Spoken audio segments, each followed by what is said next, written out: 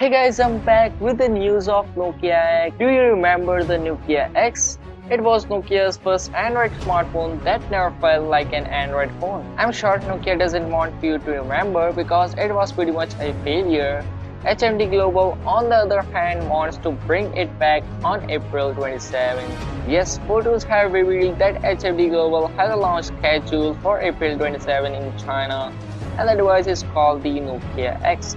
The photos show digital signposts that have silhouettes of two phones crossed against each other to form an X, and the date of the launch 27th of April.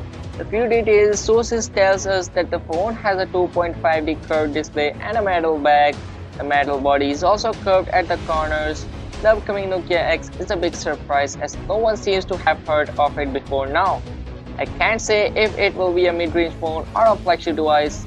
Nevertheless, I believe HMD Global will want to keep a tight lip until the launch day. Thinking of it now, what if this isn't called Nokia X but the Nokia 10?